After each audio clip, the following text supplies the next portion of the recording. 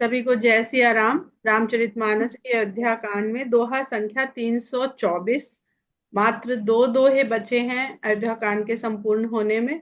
और हम लोग पढ़ना आरंभ करेंगे दोहा संख्या 323 से, पढ़ते हुए 324 पर आकर के इसको समझने का प्रयास करेंगे। तो राम मातु गुर पद सिरुनाई, प्रभु पद पीठ रजाय सुपाई। नंदी गांव करि परन कुटीरा, कीन्ह निवासु धर्म धुर धीरा।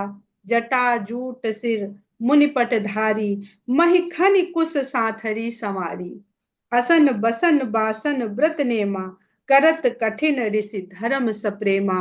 भूषण बसन भोग सुख भूरी, मन तन बचन तजे तिन तूरी। अवध राज सुर राज सिहाई, दशरथ धन सुनि धन दुलजाई। तहि पुर बसत भरत बिनु रागा, चंचरीक जिमि चंपक बागा। रमा बिलासु राम अनुरागी, तजत बमन जिमि जन बड़ भागी। लक्ष्मी या रमा के द्वारा संसार में व्याप्त किए गए सुख भोग विलास को त्याग करके राम के अनुराग में लगे रहना, और उस भोग विलास को उस तरह त्याग देना जैसे वो वमन हो, ऐसा जो कर पाते हैं वो बड़े भाग्यशाली होते हैं। राम प्रेम भाजन भरतु, बड़े न एहि करतूति। चातक हंस सराहियत, टेक विवेक विभूति। कहते हैं कि भरत जी के लिए ये कोई बहुत बड़ा चमत्कारी कार्य नहीं है कि अरे कैसे कर पाए, क्योंकि वो तो राम के प्रेम के भाजन हैं, पात्र हैं। तो जो राम के प्रेम का पात्र है और जिसकी प्रशंसा राम ने अपने श्री मुख से कह दी, उसके लिए भला ये सब कुछ कर पाना कैसे चमत्कार है, बहुत सहज है उनके लिए। और जैसे गोस्वामी जी लिखते हैं कि मन तन वचन तजे तिन दूरी। कभी कभी हम लोग किसी चीज से दूरी बना लेते हैं कि नहीं ये बात ठीक नहीं है, पर देखिए कि क्या कभी मन में भी आ जाता है कि अरे ये मिलता तो अच्छा रहता। तो हमने उसका भोग करना तो छोड़ दिया, लेकिन कभी मन से या कभी मन में नहीं भी है तो भी बोल के कह देते हैं, भले हमारा वहां पे उसको भोगने का भाव नहीं होता है, पर मुंह से अरे बोलने में क्या है, कह ही तो दिया है खाली है। बहुत सारी चीजें इस तरह की जिसकी हम लोग बात कर लेते हैं इस तरह से, अरे भाई कहने में क्या, करने थोड़ी जा रहे हैं।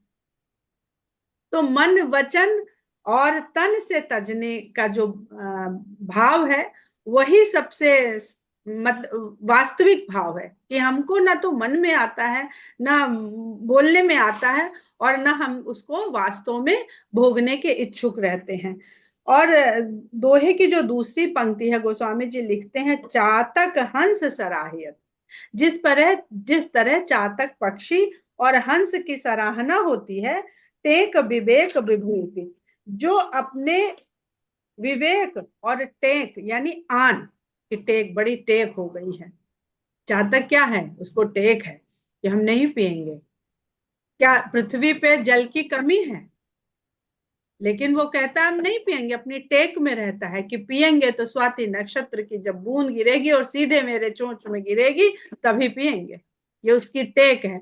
तो ये गोस्वामी जी कौन से जल की बात कर रहे हैं। हम लोग जानते हैं कि अगर हमारे यहाँ संसार को भवसागर कहा जाता है, तो सीधी सीधी एक बात समझ में आती है कि भाई भवसागर है तो इसमें जल है। वो दिखता है नहीं दिखता है वो हम नहीं जानते, पर अगर भवसागर है तो उसमें जल है। तो क्या हमें हर जल को ग्रहण कर लेना चाहिए। हम समुद्र का जल नहीं पीते और तो जाने दीजिए, भरा पड़ा है जो सबसे अधिक मात्रा में, हम उसको नहीं पीते, क्योंकि चातक की भांति हमारी भी तो टेक है कि प्यासे मर जाएंगे, समुद्र का जल नहीं पिएंगे। वो अलग बात है कि फिजियोलॉजिकली वो हमारे लिए उचित नहीं है, न स्वाद में न गुण में।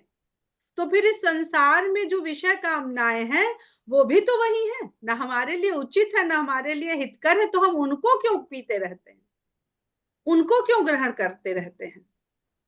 तो या तो हम हंस हो जाएं कि हम नीर क्षीर में भेद करना जान जाएं, जैसे कल हम लोगों ने बात करी थी।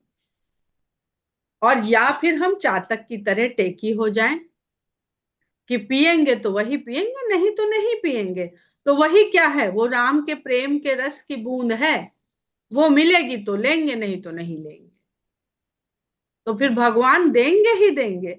दिक्कत क्या है कि हम लोग पी लेते हैं, फिर चाहे हम डॉक्टरों के चक्कर लगाएं, चाहे जहां चक्कर लगाएं, तो अपनी ही प्यास, अपनी ही क्षुधा, अपनी ही विषय कामनाओं की इच्छा हम उनको रोक नहीं पाए, तो उनका फल भी तो हमारा शरीर ही भोगेगा, वो कोई और भोगेगा जा करके। तो यही यही बात यहाँ पर गोस्वामी जी भरत जी के माध्यम से कह रहे हैं कि राम प्रेम भाजन भरतु बड़े ना ही कर तू। और वो तो उस प्रेम के सबसे बड़े पात्र हैं, जहां जिनके शरीर रूपी पात्र में केवल प्रेम ही प्रेम भरा हुआ है। देह दिनहु दिन दूबरी होई, घटई तेज बल मुख छवि सोई। तो उनकी जो देह है वो दिन पर दिन दुबली हो रही है, दुर्बल। लेकिन घटई तेज, तेज तो घट रहा है, घटई तेज बल मुख छवि सोई, लेकिन बल और मुख की छवि वैसी की वैसी। तो ये तेज कौन सा घट रहा है जिससे बल नहीं घट रहा है और चेहरे की चमक नहीं घट रही है। तेज, वैसे तो इसमें लिखा हुआ है नीचे कि तेज को मेद अर्थात तो फैट से भी जोड़ा जाता है, तो वो तो घट रहा है, नियम उपवास से रह रहे हैं। पर तेज यहाँ पर हम ले सकते हैं जो सांसारिक तेज हमको लगता है, हमारे पास पावर है, हमारे पास पैसा है, हमारे पास कनेक्शन है, ये तेज तो उनका घट रहा है। लेकिन उनका जो बल है और चेहरे की छवि है वो वैसी की वैसी बनी हुई है, क्योंकि उनके मन में राम बसे हुए हैं, सीता बसे हुए। तो जो आत्म बल है वो नहीं घटता, और आत्म बल नहीं घटता तो फिर मुख की छवि वैसे ही आत्मविश्वास से भरी हुई रहती है। म्यूट रखिए प्लीज, आप लोग जिसका भी हो रहा है प्लीज। जिम जल निघटत शरद नित नव राम प्रेम पन पीना, बढ़त धर्म दल मन न मलीना। और कहते हैं कि राम का जो प्रेम है वो नित्य बढ़ता जा रहा है, नया होता जा रहा है। नित नव राम प्रेम पन पीना, बढ़त धर्म दल मन न मलिना। तो धर्म का दल उनके भीतर बढ़ रहा है, इसलिए मन में कोई मलिनता नहीं है। अधर्म के मार्ग में या अधर्म के द्वारा कर्म करने से मन मलिन होता है, और मन मलिन होता है तो मुख मलिन होता है। कहते भाई क्या मन नहीं ठीक है क्या, आज बड़े बुझे बुझे लग रहे हो। नित नव राम प्रेम पन पीना, बढ़त धर्म दल मन न मलीना। तो वो जो राम के प्रेम का जो लगातार पान कर रहे हैं उससे उनकी पुष्टता बढ़ रही है। जिम जल निघटत शरत प्रकाशे, जैसे जब शरद ऋतु प्रकाशित, अब देखिए शरद प्रकाश है, शरद ऋतु का वर्णन अभी हुआ है और बड़े सुंदरता से किष्किंधा कांड में होएगा। और वहां पर बहुत आध्यात्मिक बातें गोस्वामी जी शरद ऋतु के माध्यम से कहते हैं। कहते हैं कि जैसे शरद ऋतु के प्रकाशित होते ही यानी आते ही, शरद पूर्णिमा अभी अभी हुई है और शरद ऋतु का आरंभ हो गया। जो हम लोग सर्दी शब्द बोलते हैं ना, सर्दी, वो इसी शरद के द्वारा बना हुआ है। तो जैसे शरद ऋतु के प्रकाशवान होते ही जल घटने लगता है। अब जल की बात हो रही है यहाँ पर, तो कौन से जल की बात हो रही है? जो जल पीने योग्य नहीं है। बहुत जल बढ़ जाता है, वर्षा के बाद शरद ऋतु आती है और वर्षा ऋतु में जल ही जल हो जाता है। तो क्या हम हर जगह का जल पी लेते हैं? सड़क पे जल, पोखर में जल, सब जगह जल ही जल है। तो जब शरद ऋतु प्रकाशित होती है तो धीरे धीरे जल घटने लगता है। जब जल घटता है तो पहले तो कीचड़ बढ़ता है, और जब शरद ऋतु और प्रकाशित होती है तो वो भी सूख जाता है और फिर वहां पे सब स्वच्छता रहती है।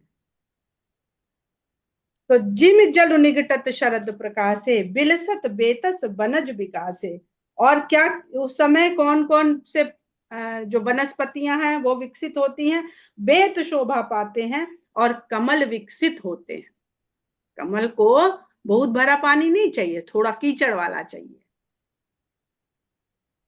तो फिर कमल खिलने लगते हैं शरद ऋतु के आगमन की सूचना देने के लिए, और बेत विकसित होने लगते हैं, बेत शोभा पाते हैं। सम दम संयम नियमोपासा, नखत भरत ही विमल आकाशा। शरद ऋतु आई, अभी तक क्या था, शरद ऋतु से पहले वर्षा ऋतु में, अब जाने दीजिए, अब तो हमारी ऋतुएं वो क्या कहते हैं ना, क्लाइमेटिक चेंजेस के कारण उस तरह नहीं दिखती, मेघ ही मेघ होता है। तो चंद्रमा तो छोड़िए, सूर्य के भी दर्शन नहीं होते कभी कभी। जब शरद ऋतु आती है तो कैसा चंद्रमा दिखता है, और शरद ऋतु के साथ कार्तिक पूर्णिमा का भी इस बार चंद्रमा बहुत बहुत उज्जवल था, बहुत धवल था। तो शरद ऋतु के आने से प्रकाश बढ़ने लगता है चंद्रमा का, और जब आकाश स्वच्छ दिखता है तो उसमें चंद्रमा के साथ साथ और तारे नक्षत्र भी दिखने लगते हैं। आजकल जिधर देखे उधर आ रहा है कि अभी मंगल दिखा, अभी फलाना दिखा, अभी ढिमकाना दिखा, रोज रील आ रही है। तो नक्षत्र बहुत सारे दिखने लगते हैं। वो कौन से नक्षत्र हैं?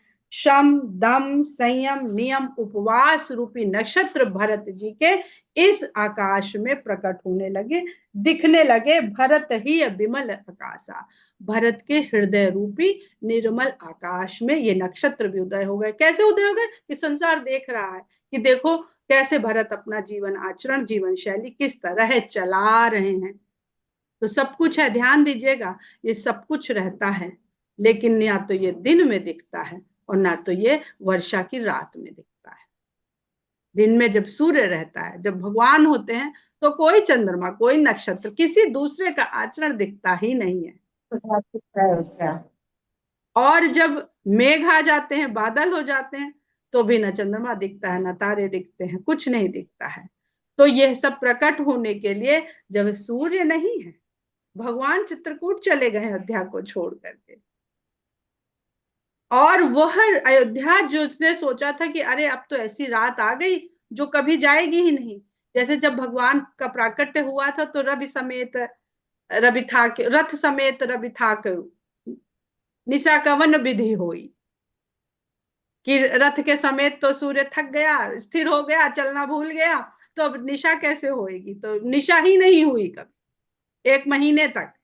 तो जब भगवान राम वहां से चले गए हैं, तो ऐसा लग रहा है अयोध्या वासियों को कि अब यहाँ कभी दिन ही नहीं होएगा। दिन तभी होएगा जब भगवान राम आएंगे। तो उस रात्रि को, उस 14 वर्ष रूपी रात्रि को काटने के लिए, लीजिए वर्षा ऋतु चली गई, शरद ऋतु आ गई, जिसमें चंद्रमा इतना प्रकाशमान है कि आपको प्रकाश भी देगा और शीतलता भी देगा, आपको जलने तपने नहीं देगा भगवान के वियोग में। तो उस समय भरत जी का चरित्र प्रकट हो रहा है। जब तक बाल कांड है तब तक केवल राम की महिमा है, राम का चरित्र है, राम की प्रशंसा है, राम के कर्म है, राम का गुणगान है। पर जब राम अयोध्या को छोड़ देते हैं, तब भरत जी का चरित्र जो है वो संसार को दिखाई देता है। ध्रुव विश्वास अवधिर आकाशी, स्वामी सुरति सुर बीथी आकाशी। और भरत जी का जो विश्वास है वो ध्रुव तारे के समान अटल है, और जो 14 वर्ष की अवधि है वह अवधिर आकाशी, वो चंद्रमा के पूर्णिमा के समान है, पूर्ण चंद्र के समान है। अब हमारा जो आकाशीय चंद्रमा है उसके साथ चाहे शरद का ही चंद्रमा क्यों ना हो, शरद पूर्णिमा का चंद्रमा क्यों ना हो, उसकी अवधि 14 दिन की होती है। 14 दिन में वो घटते घटते घटते घटते घटते फिर लोप हो जाता है, फिर आकाश में दिखता नहीं है। और ये 14 वर्ष की अवधि जो है, ये उसी 14 दिन को हमारे ब्रह्मांडीय काल गणना के अनुसार हमें समझाने का प्रयास कर रहे हैं गोस्वामी जी, कि वो 14 दिन में चंद्रमा तो कम भी होएगा, तेज घटेगा ना, तेज जो अभी उन्होंने कहा कि भाई तेज तो घटता है चंद्रमा का, पर उसका बल और उसकी छवि जो भरत जी के चंद्रमा के समान वो नहीं घटती है। तो वो सदा वैसा ही रहेगा इन 14 वर्षों में, उसकी नहीं प्रथमा द्वितीय तृतीय चतुर्थी ये ऐसे ऐसे उसके घटने के लिए आएगी। तो ध्रुव विश्वास अवधि आकाशी, स्वामी सूरत, और अपने स्वामी का स्मरण करना, उनकी याद करना, सुरभीत विकासी, सुरभीत आकाश गंगा की तरह वो प्रज्वलित दिखती रहेगी, प्रकाशित रहेगी। अब आकाश गंगा भी हमको दिखती है दिन में? नहीं दिखती है। उसे भी देखने के लिए हमको रात्रि का इंतजार करना पड़ता है। जो जाते हैं ना तारा और ये सब देखने के लिए, तो वहां पे बैठाए जाते हैं, भाई 12 बजे के बाद से शुरू होगा। दिखती है आकाशगंगा, आप जाइए कहीं पहाड़ी क्षेत्र में जाइए, वहां टेलीस्कोप से दिखाते हैं, ऐसे भी दिखती है वो। तो ये जो जीवन में रात्रि आएगी 14 वर्ष की भांति, या जो जो पक्ष चेंज होते हैं बार बार, उसमें भी भरत जी के समान जो उनका भरत के रूप में जो चंद्रमा है, ये सदा प्रकाशवान रहेगा। और उसमें जो भगवान का स्मरण है, और आकाश गंगा जो है वो असंख्य, उसमें नक्षत्र तारे सौर मंडल, जाने कितना कुछ है उसमें, उसको जाना नहीं जा सकता है। अभी तो बताने भी लगे हैं कि कितने खरब, कितने अरब खरब उसमें तारे होते हैं आकाश गंगा में। पर कितनी आकाश गंगाएं हैं वो भी नहीं जानते हैं। जितना खोजते हैं उतनी ही आकाश गंगा पा जाते हैं। तो जो प्रेम को याद करने का मात्रा कैसे कोई गिन सकता है? कितना याद करते होंगे भरत जी? कोई उसकी संख्या नहीं है, कोई गणना नहीं है, कोई गिनती नहीं है। राम प्रेम विदु अचल अदोषा। और राम के प्रेम रूपी ये जो चंद्रमा है भरत जी के जीवन में, उनके भक्ति के द्वारा जो दिख रहा है, ये चंद्रमा अचल भी है और कलंक रहित भी। इस चंद्रमा में तो कुछ धब्बे दिखते हैं। आजकल तो ऐसे ऐसे मोबाइल में कैमरा आ गए हैं कि सारे धब्बे वहां से खींच लेता है, यहाँ से। लेकिन अब जो भरत जी का प्रेम रूपी चंद्रमा है, अचल है, ये नहीं चलता, डिगता नहीं है। डिगेगा तो फिर धीरे धीरे ये भी अपनी अवस्था से इसको हटना पड़ेगा। तो ये अचल भी है और अदोष भी है। सहित समाज सोहनित चोखा। ये समाज के सहित, अपने जो समाज अभी बताया गया उसके सहित ये पूरा चोखा बढ़िया, उसमें कोई कमी नहीं है, उस तरह से सुशोभित होता रहता है सदा अयोध्या के, अयोध्या रूपी संसार के आकाश। इस पर हम लोग अभी हफ्ता भर चर्चा करने वाले हैं, तो और भी इस पे बातचीत करेंगे। भरत रहनि समुझनि करतूती, भरत का रहना और उनकी समझ और उनके कर्म। भगत बिरत गुण विमल विभूति। और उनकी भक्ति, उनका वैराग्य भाव, उनके गुण और उनका निर्मल ऐश्वर्य, विमल विभूति, निर्मल ऐश्वर्य, जिसमें सांसारिकता का खोट नहीं मिला हुआ है। बरनत सकल सुख बिसकुचाही, शेष गणेश गिरा गमुनाही। उसको समझने में शेष गणेश सरस्वती को भी गम्यता नहीं है। तो बरनत सकल, उसका वर्णन करने में सारे कवि सकुचा जाते हैं, कह नहीं पाते हैं। नित्य पूजत प्रभु पावरी, प्रीति न हृदय समात। नित्य वो भगवान की चरण पादुकाओं की पूजा करते हैं, तो प्रेम हृदय में समाता नहीं है। ऐसा प्रेम उनके हृदय में उमड़ता है। मांगी मांगी आयसु करत राज काज बहुभांति। उनसे ही आज्ञा ले ले करके वो सब प्रकार से राज्य के कार्य को संभालते हैं। पुलक गात ही सिय रघुबीरु, जी है नाम जप लोचन नीरू। ये संसार में हमें अपने कर्तव्यों का किस तरह निर्वहन करना है, उसकी शिक्षा दी जा रही है कि हृदय में सीताराम और शरीर उस आनंद से पुलकित रहता है, जिह्वा में राम का नाम और आंखों में उनका प्रेम का जल भरा रहता है। समा नहीं रहा है प्रेम जो इतना उमड़ता है। प्रेम सागर हम लोग समझ रहे हैं कि इस भव सागर में दो सागर का मिलन हुआ है चित्रकूट में, एक करुणा सागर और एक प्रेम सागर। तो जब प्रेम उमड़ता है तो सागर है, तो जल भी है। तो वो जल अश्रु के रूप में सदा आंखों में भरा रहता है, डबडबाया रहता है कि अब छलका, अब छलका। तो नाम जीप जी है नाम जप लोचन नीरू, लखन राम सिय कानन बसही। भरत भवन बस तप तनु कसही। राम लक्ष्मण सीता तो जंगल में बस रहे हैं, लेकिन भरत भवन में रहते हुए, भवन में बसते हुए अपने तन को तपस्या के द्वारा कस रहे हैं, साध रहे हैं। देखिए फिर वही आ गया, जीवन और भवन दोनों में वन है। तो हम अगर राम वन में रह रहे हैं तो वहां तो वन है ही, भरत भवन में रह रहे हैं तो वहां भी वन है। और इसमें भव जुड़ा हुआ है, भव सागर भवन जो होता है, जिसको हम होने के लिए सब प्रयास करते हैं। तो भवन में रहते हुए अपने तप के द्वारा अपने तन को कस रहे हैं। अब यहाँ पे कल हम लोगों ने बड़ी सुंदर पढ़ी थी ना कि पर्णकुटी राजत, तो वो अयोध्या में बना के जो भरत जी रह रहे हैं, अपना जो गड्ढा बना के जिसमें रह रहे हैं, तो भरत जी का जो हृदय है वही वो पर्णकुटिया है। चित्त उनका चित्रकूट है और हृदय उनकी पर्णकुटी है, जिसमें राम और लक्ष्मण सीता विराजमान हैं। सामने अब वो कहेंगे कि सामने तो भाई दो चरण पादुकाएं हैं, जिसमें एक राम है और एक सीता है। तो एक भक्त लक्ष्मण है जो राम सीता की सशरीर वहां पे साधना कर रहे हैं, सेवा कर रहे हैं, और दूसरे भक्त भरत हैं जो राम के प्रतीक के रूप में उसी प्रकार साधना, सेवा, भक्ति, प्रेम कर रहे हैं। तो लक्ष्मण जी और भरत जी के वो सामने से कर रहे हैं तो वो श्रेष्ठ है, वो चरण पादुका की कर रहे हैं तो वो कम श्रेष्ठ है, ऐसा नहीं। जो भाव है, भक्त का भाव ही मूर्ति को भगवान के समान बना देता है, भगवान बना लेता है अपने लिए।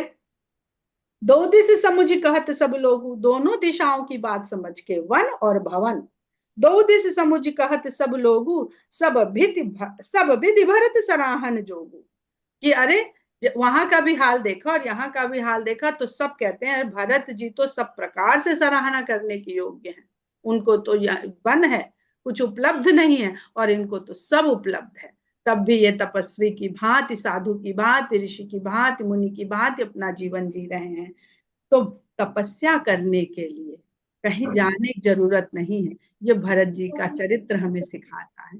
हम अपने भवन में, इस संसार में रहते हुए, अपने घर में रहते हुए अपने कार्य को भगवान की सेवा, भगवान के द्वारा दी गई ड्यूटी, कर्तव्य मान के करते हुए यदि कार्य करते हैं तो वह भी तपस्या ही है। सुनि व्रत नेम साधु सकुचाही। भरत जी का जो व्रत और नियम सुनते हैं तो साधु लोग संकोच में पड़ जाते हैं। कह रहे हम तो अपनी साधना के लिए सब त्याग के आ गए, ऐसा थोड़ी है, देखो भवन में भी साधना हो सकती है। देख दशा मुनिराज लजाही। और इस परिस्थिति को, स्थिति को जान करके बड़े बड़े मुनि लज्जित हो जाते हैं। परम पुनीत भरत आचरणु, मधुर मंजु मुद मंगल करनु। भरत जी का जो ये आचरण है परम पवित्र आचरण है और सभी प्रकार के सुंदर, मधुर, आनंददायी मंगल को करने वाला है। ऐसे मंगल जीवन में होंगे जो सुंदर भी होंगे, आनंद भी देंगे और मधुर भी लगेंगे आपको। हरन कठिन कलि कलुष कलेसु, महामोह निस दलन दिनेसु। कलयुग के जितनी भी कठिनता है, जितने भी कलुषता है और जितने भी क्लेश हैं, उनको हरने वाला है क्या? भरत जी का पवित्र आचरण। हरन कठिन कल कलुष कलेशु।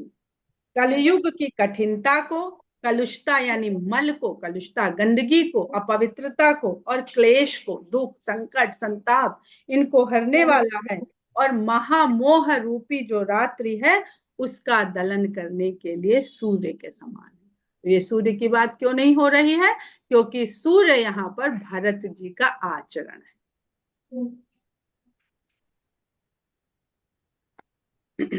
पाप पुंज कुंजर मृगराजू, समन सकल संताप समाजू। पाप का समूहों का रूपी जो हाथी है उसके लिए सिंह के समान है मृगराजू। सभी पशुओं के राजा सिंह के समान है भरत जी का आचरण।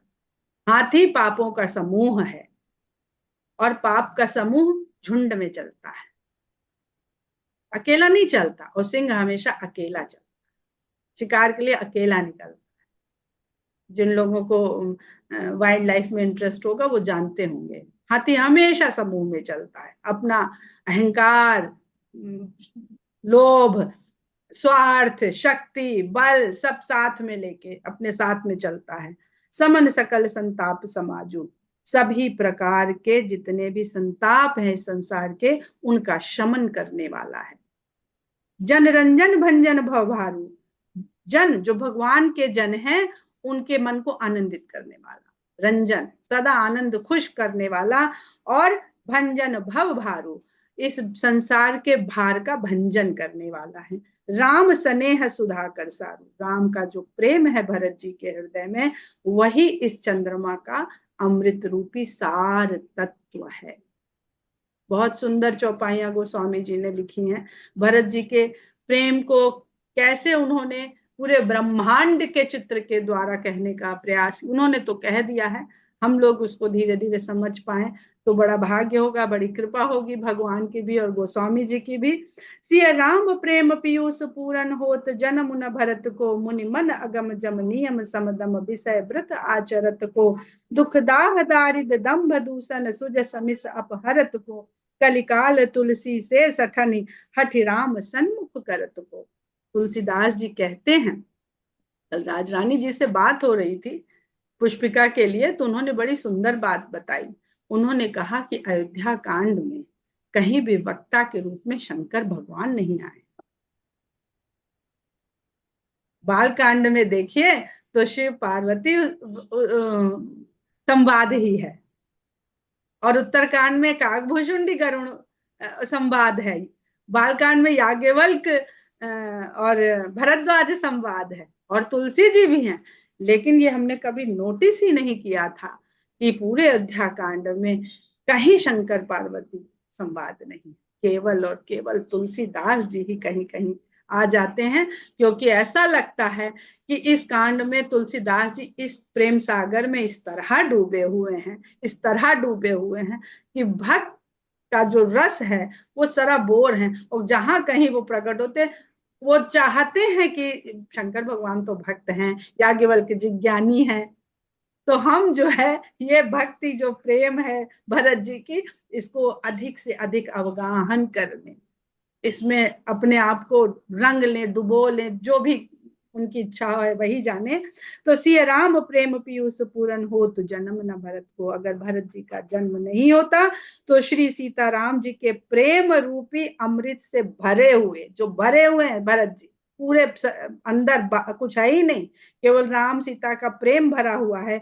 मुनि मन अगम जम, जो मुनियों के मन को भी अगम्य है, ईश्वर को जानना, ईश्वर से प्रेम होता क्या है, उसका जो बहुत सारे पंथ, बहुत सारे साधन, बहुत सारी साधनाएं करते हैं, यम नियम शम दम विषम व्रत, इनका आचरण कौन करता, क्योंकि ये कहीं जाके पहुंचते भी हैं, ऐसा कौन मानता।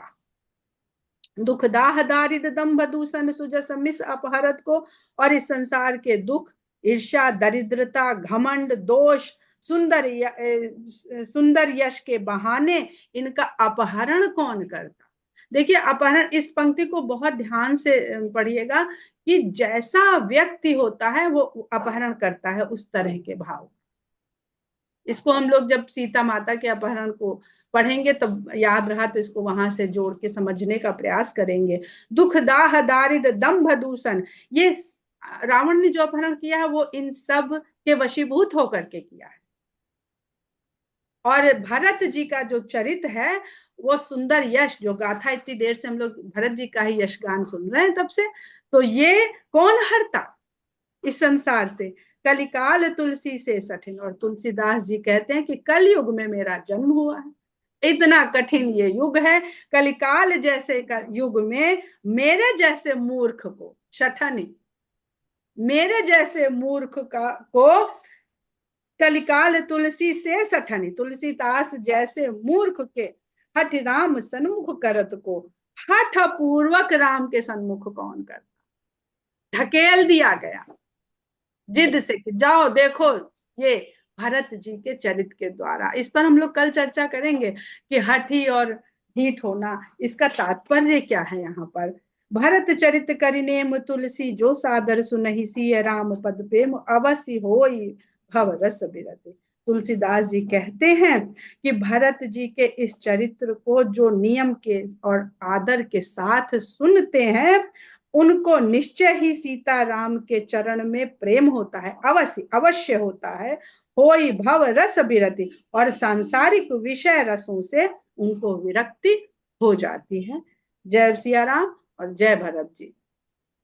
आज हम लोग अयोध्या कांड को पढ़ के पूरा कर पाए हैं, समझ के पूरा करने में तो जन्मों भी लग जाएंगे तो भी नहीं हो पाएगा, पर जो प्रेम का आनंद हम लोग अनुभव कर पाए हैं वो अतुलनीय है और अवर्णनीय है, अकथनीय है।